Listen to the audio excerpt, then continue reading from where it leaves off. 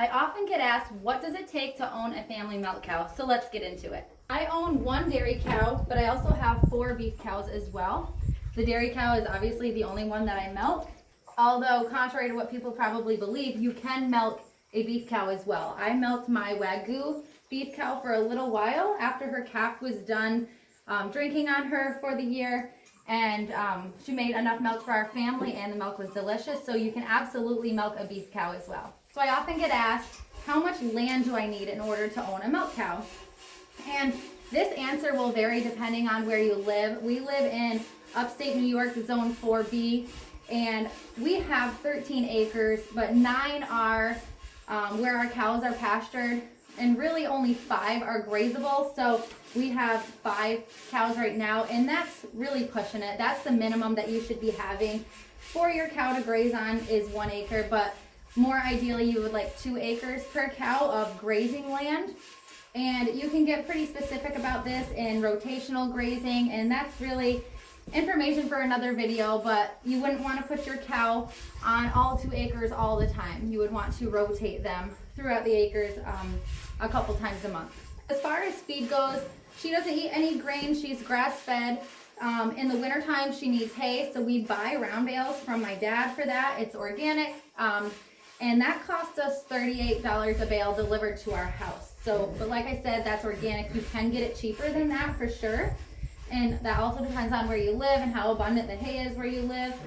But I pay $38 a bale, and she'll eat 1 bale every 2 weeks.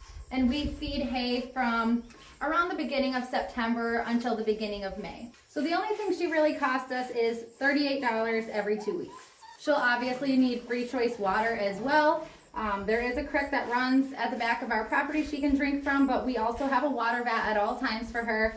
And we live in a place where the water will freeze several months out of the year, so you need a water vat heater. As far as housing goes, we do have a barn, but you don't need a barn in order to have a cow.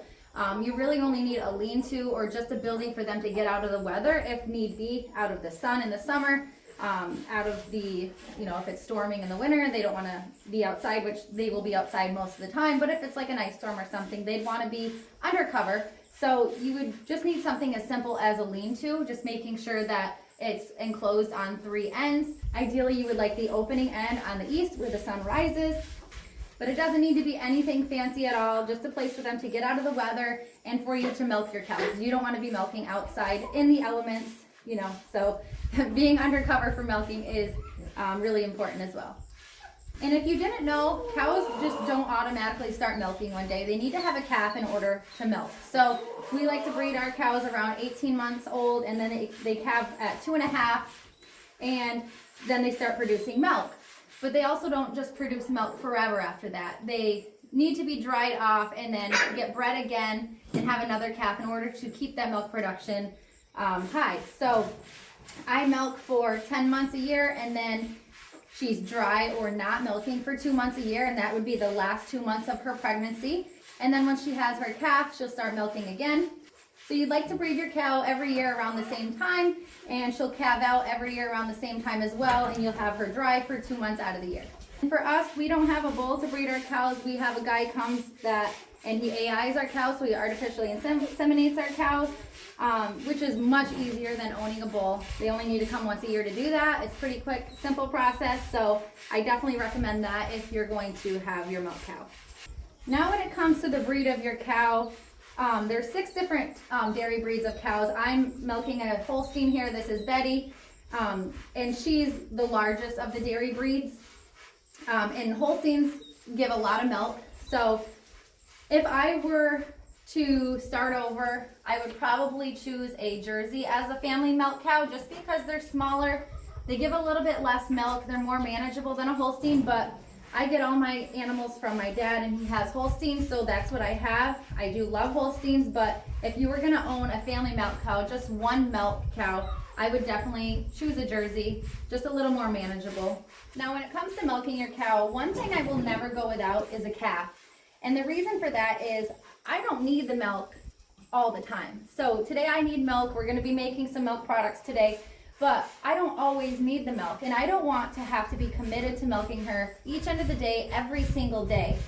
So I like to have a calf that can drink off of her the times that I don't need the milk. So we have a little bull calf over there, a steer calf actually, and he drinks off her each end of the day. So I'm still committed to putting him on her. She needs to still come in here. I still let him loose and he drinks on her, but I'm not committed to hand milking her every single day, twice a day. He can either take all of the milk or take whatever I leave for him. He's big enough now that he can either drink, like I said, all the milk that she has or whatever I leave for him. So that's really convenient. I highly recommend that if you have a milk cow, because then it doesn't feel so much like a job. It's something that you can take the milk if you want, but you don't have to if you don't want to. So that makes it really nice. So definitely get a calf if you're gonna have a family milk cow. So when it comes to supplies for milking your cow, you'll need a couple different things. One of the most important things is tit dip and a dipper. So this is iodine and a dipper, and I just purchased the dipper off Amazon. The iodine I got from my dad, but you can get it at any feed or farm store. So you're going to need to pre-dip your cow before you milk, towel her off. I just have some microfiber towels here that I towel her off with, and then strip some of the milk out with. Then once you milk her, you'll dip her again. So that's super important to have. And then as you can see, previously in the previous clips, I had a stainless steel bucket and a fine mesh strainer, and that's what I milk her in every day. But you don't have to have something that large.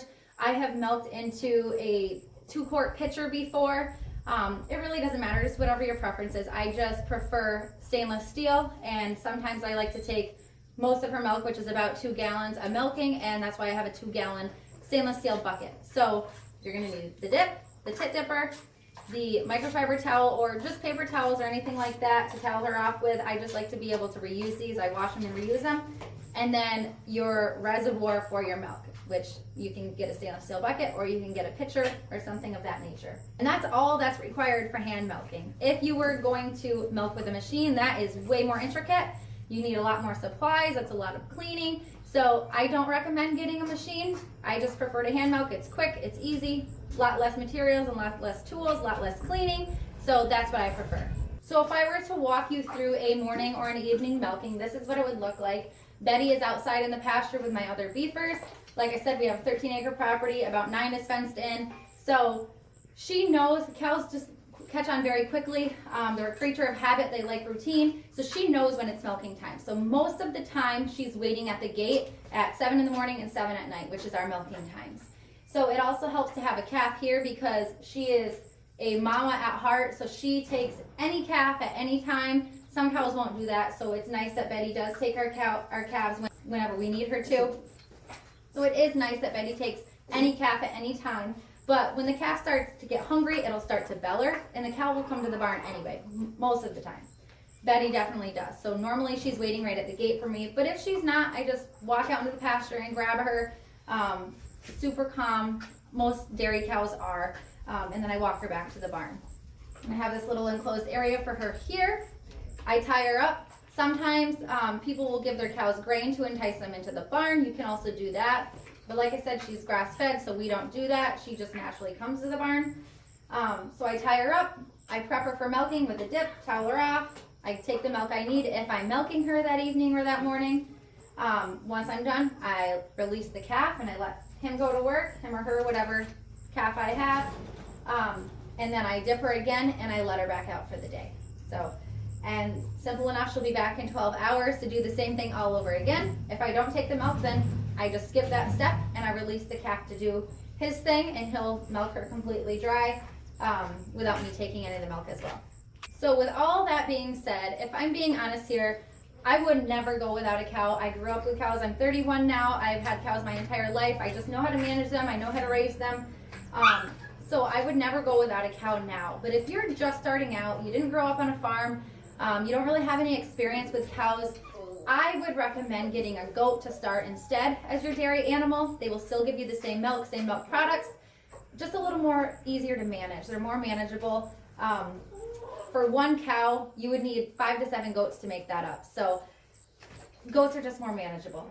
They eat less, so they require less pasture. I would definitely start with a goat if you're brand new and starting out with a dairy animal. And then you can work your way up to a cow. I'm not knocking cattle at all. Like I said, I would never go without one, but goats are just a little more easier to manage. The same deal with a goat. I would still get a kid to go with the goat, I would never just, be committed to milking each end of the day, because then it becomes a chore, it becomes a job that you don't really want to do. So get a kid to go with the goat, that way they can milk them out when you don't need the milk. And contrary to popular belief, you don't need the actual calf that the cow birthed in order to put a calf on a cow. So this bull, he just became a steer today actually. She didn't have him. This is not her baby. So we purchased him separately, and he's drinking on her. And sometimes cows will not accept a calf that's not theirs, but Betty does. I'm very thankful for that. So she's had several different calves on her since she's had her baby last year. So you don't need the actual calf that the cow had in order to have a calf. So you can just purchase one, and normally the cow will accept the calf. If you didn't know, cows can live to be pretty old. Betty here is 17 years old. She's had 15 lactations, so she's had 15 calves. They live to be pretty old. So once you get one, you can have her for quite a few years, especially if they're not under a lot of stress and a lot of pressure every day, and they're just kind of living a simple life on a homestead, getting hand milked twice a day. Your cow will probably live a very long life. So it's not something that you're going to have to do year after year. Once you purchase one as, a 2-year-old, if you want to do that, so that they're ready to start milking right then, you can have them for many years and you don't have to switch them out. So whether you decide to get a cow or a goat, I do highly recommend having a dairy animal at your house, because there are so many possibilities with the milk. We do regular liquid milk for drinking and chocolate milk. We make ice cream, cream cheese. I've made cottage cheese, sour cream, yogurt, butter, buttermilk, whey. The possibilities are endless, and to not have to buy all that from the store with all the extra junk in it is really the reason why we do all of this. There's truly nothing like having a glass of raw milk and the benefits it has for your body. So I do highly recommend getting a dairy animal, whether it be a cow or a goat. If you have any other questions at all, I'm happy to answer them. Just drop them below. And if you enjoy seeing homesteading content like this, I share videos like this all the time. So like this video and subscribe to our channel to see more.